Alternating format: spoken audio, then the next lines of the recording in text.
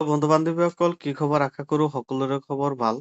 বন্ধু-বান্ধৱীসকল তোমালোকৰ বাবে বহুত ভাল খবৰ। অসম পুলিচৰ বহুত কেইটা পদ মুকলি হৈছে।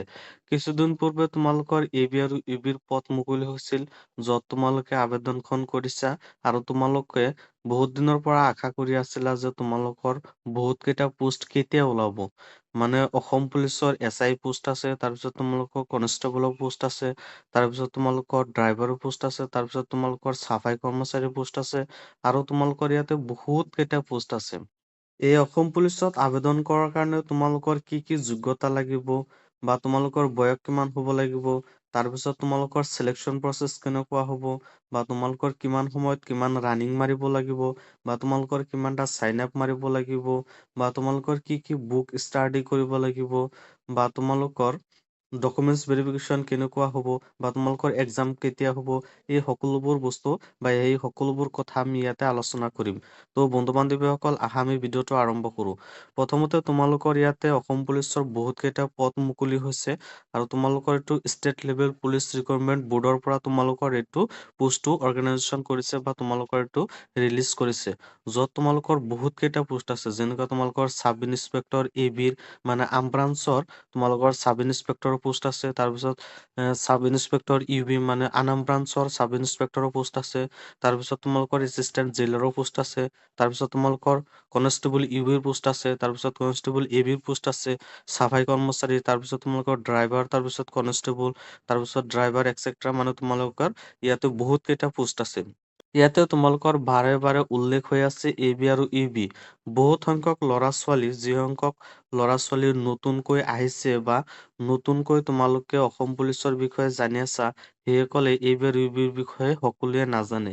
এবি মানে হৈছে আৰ্ম ব্ৰাঞ্চ, মানে য'ত হাতিয়াৰৰ ইউজ কৰা হয়, আৰু ইউবি মানে হ'ল আনাম ব্ৰাঞ্চ, য'ত হাতিয়াৰৰ ইউজ কৰা নহয়। আৰু এবিৰ কাম কি আৰু ইউবিৰ কাম কি? এতিয়া আহা, এবিৰ কাম হ'ল তোমালোকৰ এবি বিলাক যদি তুমি এবিত পাছ কৰা তেতিয়াহ'লে তোমালোকক এটা কেম্পত ৰখা হ'ব। কোনোবা এঠাইত তোমালোকৰ মিনিষ্টাৰ বা এজন ডাঙৰ মানুহ আহিলে তাত এবি বিলাকৰ প্ৰয়োজন হয়, যাতে তোমালোকৰ তাতে কোনো ধৰণৰ গণ্ডগোল নহয়, তাতে তোমালোকৰ ৰক্ষা কৰিব লাগে। আৰু ইউবি বিলাকৰ কাম কি? ইউবি বিলাকৰ কাম হৈছে তোমালোকে সদায় থানাতে থাকিব লাগিব। থানাত যিবিলাক অফিচিয়েল কাম কাজবোৰ থাকে, সেই অফিচিয়েল কাম কাজবোৰ কৰিবলগীয়া হয়। এতিয়া আহা বন্ধু-বান্ধৱীসকল, আমি পোষ্টৰ বিষয়ে অলপ বহল সহকাৰে আলোচনা কৰোঁ। তোমালোকৰ ইয়াতে টোটেল ভেকেঞ্চি আছে 2350টা তোমালোকৰ ইয়াতে পোষ্ট আছে। আমাৰ ডক্টৰ হিমন্ত বিশ্ব শৰ্মা ছাৰে কৈ আছিল যে 5,000 পোষ্ট ওলাব, কিন্তু তোমালোকৰ ইয়াতে 2350টা তোমালোকৰ ইয়াতে পোষ্ট মুকলি কৰি দিছে, য'ত তোমালোকে আবেদনখন কৰিব পাৰিবা।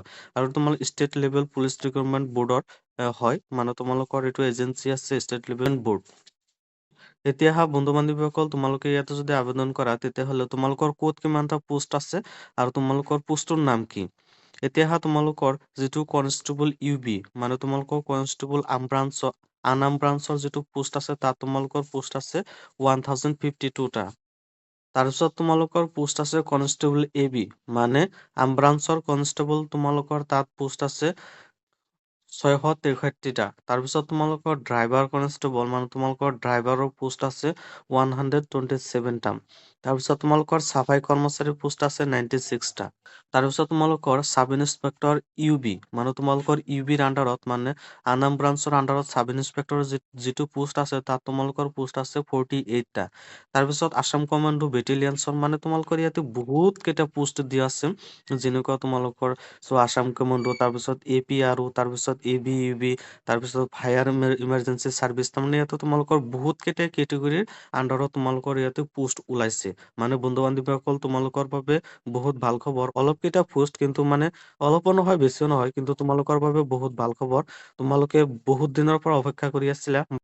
কিছুদিন পূৰ্বে হৈ যোৱা অসম পুলিচত নিযুক্তি পত্ৰ দিয়া হ'ল বা তোমালোকৰ নিযুক্তি পত্ৰখন দিয়া হৈ গৈছে, আৰু তোমালোকে যিসকল ল'ৰা-ছোৱালীয়ে বা বান্ধু-বান্ধৱীয়ে এতিয়ালৈকে তোমালোকে সফল হ'ব পৰা নাই সেইসকল ল'ৰা-ছোৱালীৰ বাবে বহুত ভাল খবৰ। তোমালোকৰ বাবে আকৌ পোষ্ট ওলাইছে। তোমালোকে ইয়াতে আবেদনখন কৰিব পাৰিবা। ইয়াতে তোমালোকে সুন্দৰকৈ আবেদন কৰি দিবা। তাৰপিছত তোমালোকে ভালকৈ প্ৰেক্টিচ কৰিবা। প্ৰেক্টিচ কৰাৰ পিছত তোমালোকে এদিন নহয় এদিন তোমালোকে সফল হ'ব পাৰিবাই। ত' বন্ধু-বান্ধৱীসকল তোমালোকৰ বাবে শুভকামনা ৰ'ল। ইয়াৰ পিছত আহা তোমালোকে আছাম কমাণ্ডো বেটেলিয়নছৰ য'ত পোষ্ট আছে চাব ইন্সপেক্টৰ এবিৰ আণ্ডাৰত তাত তোমালোকৰ পোষ্ট আছে 47টা। তাৰপিছত তোমালোকৰ কনষ্টেবল মানে আছাম কমাণ্ডোৰ কনষ্টেবলৰ পোষ্ট এ বিৰ পোষ্ট আছে 3টা। তাৰপিছত চাবাই কৰ্মচাৰী পোষ্ট আছে 3টা। তাৰপিছত APRO Assam police radio' organisation মানে শ্বৰ্ট ফৰ্মত ক'বলৈ গ'লে APROৰ আণ্ডাৰত তোমালোকৰ বহুত কেইটা পোষ্ট আছে যেনেকুৱা কনষ্টেবল মেছেঞ্জাৰ যিসকলে তাৰমানে মেছেঞ্জাৰ মানে বাৰ্তা অনা নিয়া কৰে সেইসকলৰ পোষ্ট আছে 20টা। আৰু তোমালোকৰ কনষ্টেবল ডিছপাট ৰাইডাৰ তোমালোকৰ তাত পোষ্ট আছে 14টা। আৰু চাব ইন্সপেক্টৰ কমিউনিকেশ্যনৰ তোমালোকৰ পোষ্ট আছে 4টা আৰু কনষ্টেবল হেণ্ডিমেন তাত তোমালোকৰ পোষ্ট আছে 3টা। বন্ধু-বান্ধৱীসকল তাৰপিছত তোমালোকৰ পোষ্ট আছে ফায়াৰ এণ্ড ইমাৰ্জেঞ্চি চাৰ্ভিচ মানে তোমালোকৰ শ্বৰ্ট ফৰ্মত ক'বলৈ গ'লে FNES তাত তোমালোকৰ ড্ৰাইভাৰৰ পোষ্ট আছে, ষ্টেচন অফিচাৰৰ পোষ্ট আছে, স্কোৱাড কমাণ্ডাৰৰ পোষ্ট আছে, তাৰপিছত চাবাই কৰ্মচাৰীৰ পোষ্ট আছে, তাৰপিছত তোমালোকৰ ড্ৰাইভাৰৰ অপাৰেশ্যনৰ পোষ্ট আছে, তোমাৰ ড্ৰাইভাৰৰ পোষ্ট আছে 90টা, তাৰপিছত ষ্টেচন অফিচাৰৰ পোষ্ট আছে 6টা। মানে তোমালোকৰ ইয়াতে বহুত কেইটা পোষ্ট আছে তোমালোকে চাই চিন্তি তাৰপিছত আবেদনখন কৰিবা। তাৰপিছত তোমালোকৰ ফৰেষ্ট ডিপাৰ্টমেন্টৰ বহুত কেইটা পোষ্ট ওলাইছে যেনেকুৱা ড্ৰাইভাৰ কনষ্টেবল ড্ৰাইভাৰত আছে 106টা। তাৰপিছত ড্ৰাইভাৰ কনষ্টেবলৰ পোষ্ট আছে 7টা। তাৰপিছত প্ৰিজন ডিপাৰ্টমেন্টৰ পোষ্ট আছে বহুত কেইটা যেনেকুৱা তোমালোকৰ জেইলাৰৰ চিকিউৰিটি বা জেইলাৰৰ গাৰ্ডৰ তোমালোকৰ পোষ্ট আছে 39টা আৰু চাফাই কৰ্মচাৰীৰ পোষ্ট আছে 8টা। বন্ধু-বান্ধৱীসকল তোমালোকৰ ইয়াতে ক'বলৈ গ'লে মুঠতে বহুত কেইটা পোষ্ট ওলাইছে যেনেকুৱা 2350টা তোমালোকৰ ইয়াতে টোটেল ভেকেঞ্চি ওলাইছে য'ত তোমালোকে আবেদন কৰিব পাৰিবা। এতিয়া আহা বন্ধু-বান্ধৱীসকল তোমালোকৰ ভেকেঞ্চি অনুসৰি বা তোমালোকৰ জবৰ কেটেগৰী অনুসৰি ক'ত কিমান তোমালোকৰ চেলাৰী থাকিব। যিটো তোমালোকৰ constable AB and UB driver constable যিবিলাক পদ আছে মানে তোমালোকৰ UBৰ আণ্ডাৰত কনষ্টেবল বা ড্ৰাইভাৰৰ যিকেইটা পোষ্ট আছে তাত তোমালোকৰ দৰমহা থাকিব 14,000 আৰু মেক্সিমাম 70,000 আৰু তোমালোকৰ তাতে গ্ৰেড পে থাকিব 5,600 টকা। মানে তোমালোকৰ 5,600 টকা তোমালোকৰ ইয়াতে গ্ৰেড পে থাকিব। তাৰপিছত তোমালোকৰ SI AB আৰু UB যিটো তোমালোকৰ পদ আছে তাত তোমালোকৰ দৰমহা থাকিব একেই কিন্তু তোমালোকৰ ইয়াতে গ্ৰেড পেটো তোমালোকৰ ইয়াতে বেছি থাকিব য'ত থাকিব তোমালোকৰ 8,700 টকা। আৰু তোমালোকৰ station officer squad commander assistant jailor মানে তোমালোকৰ গাৰ্ডৰ পোষ্ট য'ত আছে তোমালোকৰ দৰমহাবিলাক একেই থাকিব কিন্তু তোমালোকৰ গ্ৰেড পে বিলাক অলপ বেছি বা কম বেছি হৈ থাকে কিন্তু ইয়াতে তোমালোকৰ সমানেই আছে। আৰু তোমালোকৰ কনষ্টেবল যেনেকুৱা হেণ্ডিমেন তাৰপিছত মেছেঞ্জাৰ তাৰপিছত ড্ৰাইভাৰ অপাৰেটৰ তাৰপিছত ফায়াৰ এণ্ড ইমাৰ্জেঞ্চি এক্সিষ্ট তাৰপিছত fire and emergency service driver in forest department তোমালোকৰ তাত দৰমহা থাকিব 14,000ৰ পৰা 70,000 লৈকে আৰু তোমালোকৰ ইয়াতে গ্ৰেড পে থাকিব 5,200 টকা।